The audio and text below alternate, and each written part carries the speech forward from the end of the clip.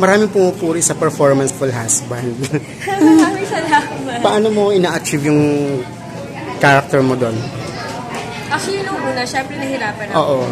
Kasi it's my first time to be in love with someone na hindi kami magkakaroon ng anything. And ayun, parang involved ako sa... Parang ako yung may alam kasi. All along, di ba, si Emma, wala siyang alam. Pero ako, parang I make it up to him. Pero, ayun, nabuking din dahil sa akin lang. So, yan.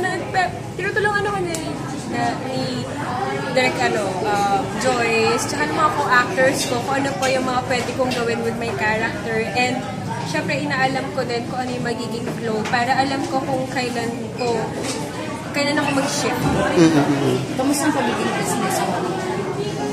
Nakakabigla siya actually. Kasi, Aryan's been my friend for the longest time. And ngayon na business partners kami sa Northlink. As in, napaka-newbie ko eh. Wala talaga akong alam about business. Alam ko lang, syempre, ako yung nagpo-post sa Northlink Manila.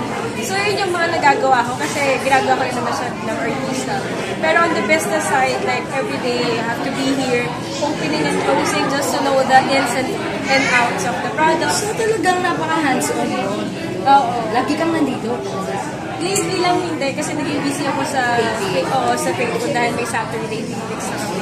Pero, I see to it na talagang kahit everyday nandito ako, para nakikita ko lang, natututunan ko din. Anong pinakamagandang natutunan? Pinaka-natutunan ko talaga Sa pagiging business mo? yung character ng bawat tao. Kasi tayo, naging customer din ako once, di ba? Before ako naging businesswoman.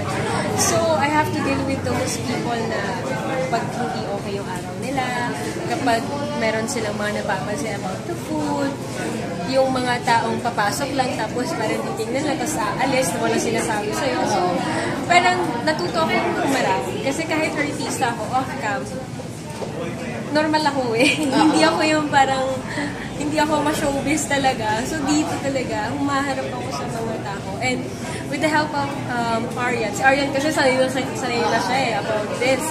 So, sinasabi niya sa akin, lapitan mo yun. Siyempre ako naiiyak ako kumakain or ganyan. Pero you have to do that for the business. And you have to be polite kapag na-engage. So, parang hindi ka muna artista. Hindi talaga.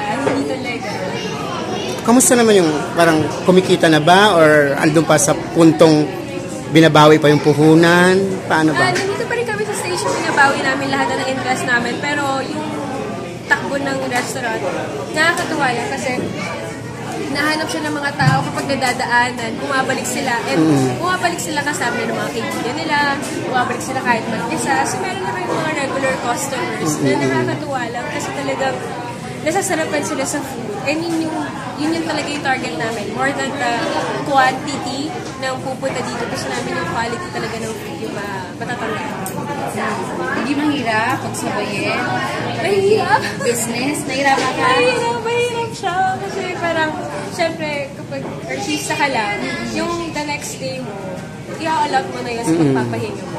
Pero dito, kailangan mong tutupad. Kailangan mong maging hands-on. Kailangan mong gumising talaga ng maaga and abutin yung mga peak hours ng pagpo-post para maraming makakita. So, you have to consider everything. Talaga. So, wala mo nang... Hindi ba gusto mo pang mag-school? Oo. Hindi.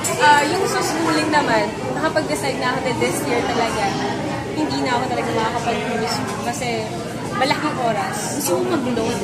Oo. Yun talaga, yun talaga yung goal ko. Talaga. Na maging lawyer ako someday. And I know that I will get that. Pero someday. Oo. Hindi mo na someday. ngayon. So may mga priorities ka muna. Oo. Ito kasi yung... Soon. Oo. Soon. So,